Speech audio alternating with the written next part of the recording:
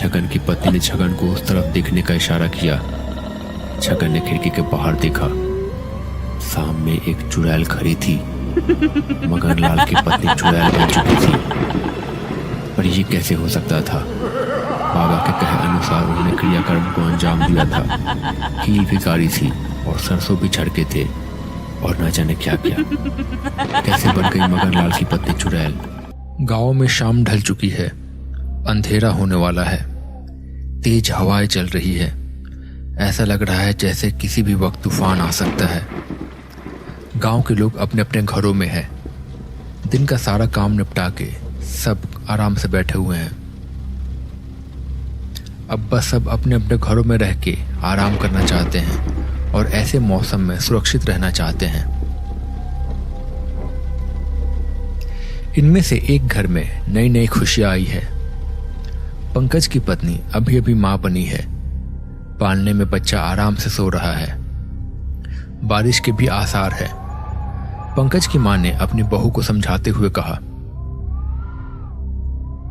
बेटी, बारिश होने वाली है, आज जल्दी सो जाना और बच्चे का भी ख्याल रखना। इस पे नजर रखना हमेशा। शुरुआत के कुछ दिन अच्छे नहीं होते, बहुत सी मुसीबतें भी आ सकती हैं। हाँ माँ जी।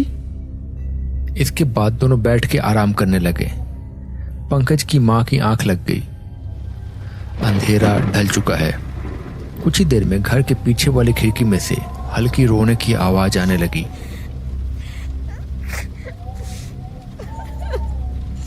रेखा ने पहले तो नजरअंदाज कर दिया बात को, पर जब आवाज तेज आने लगी तो उससे रहा नहीं गया। वो उस खिड़की के पास गई। उसने देखा कि सामने एक औरत खड़ी है। उसका चेहरा किसी कपड़े से ढका हुआ है और अंधेरे में खड़ी होकर वो वहीं पे रो रही है। रेखा ने फिर उसे पूछा, क्या हुआ? कौन हो तुम और यहाँ क्या कर रही हो? रो क्यों रही हो? वो औरत फिर भी रोते रही।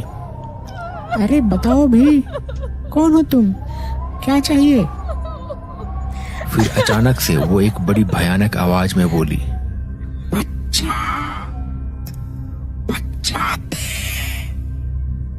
बच्चा चाहिए मुझे, बच्चा दे। और तभी हवा से उसके सिर का कपड़ा उड़ गया और अचानक तभी बिजली चमकी।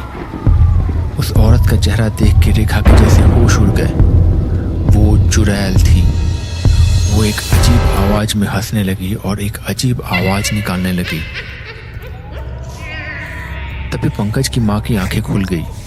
वो भी देख के घबरा गई उसे। वो वहां आके बोली, भाग, भाग जा यहाँ से, भाग वरना आग से जला दूंगी। भाग यहाँ से, भाग जा, भाग। पर वो चुड़ैल वहीं खड़ी होकर हंसती रही।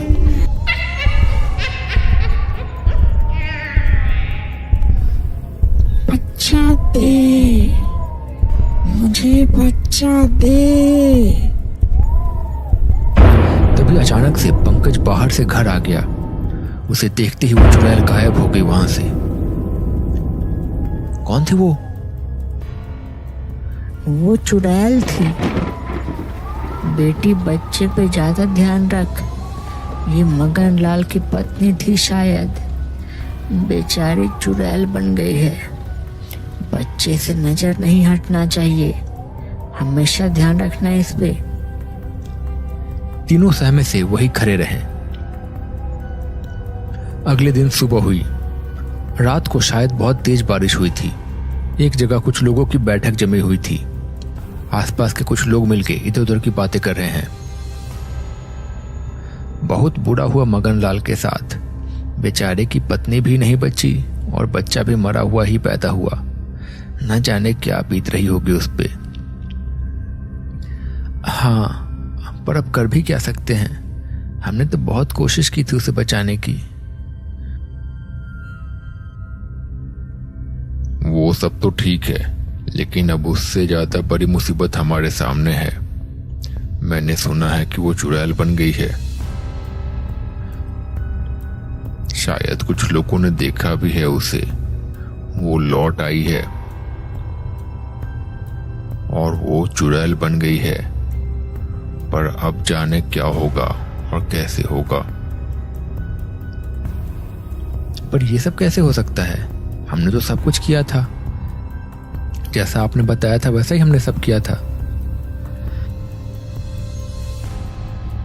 हाँ, मैं समझ सकता हूँ, पर पता नहीं फिर भी वो चुड़ैल बन गई है। कोई बात नहीं, अभी ध्यान से रहो। अकेले रात को बाहर मत जाओ, और अगर रात को कोई बुलाए तो दरवाजा खोलने की जरूरत नहीं है। उसी दिन शाम को हरिया और विकास दूसरे गांव से अपने गांव की ओर लौट रहे थे। हल्का अंधेरा हो चुका था। रास्ते के दोनों ओर पेड़ थे। गांव अभी कुछ दूर पे था। तभी बारिश होने लगी थी। हवाएं तेज चल रही थी। वो लोग धीरे धीरे रास्ते पे आगे बढ़ते जा रहे थे। भाई एक अजीब सी बेचैनी सी हो रही है इस रास्ते पे। एक अजब सी खामोशी है। आज कोई कुत्ता या जानवर भी नहीं दिख रहा यहाँ पे। आवाज भी अलग है। हाँ, ये बात तो तूने सही कही। मुझे भी अलग लग रहा है। तूने ध्यान दिया? इतनी बारिश हो रही है पर फिर भी किसी मेंढक की आवाज भी नहीं आ रही है, ना ही किसी झिंगुर की। हाँ ना, वही तो। ऊपर से ये गांव में अलग अलग बातें चल रही हैं कि वो लौट आई, ये लौट आई, वो लौट आई। कौन लौट आई? इतने में उन्हें किसी के रोने की आवाज सुनाई दी। ऐसा लग रहा था जैसे कोई बहुत जोर जोर से रो रही है।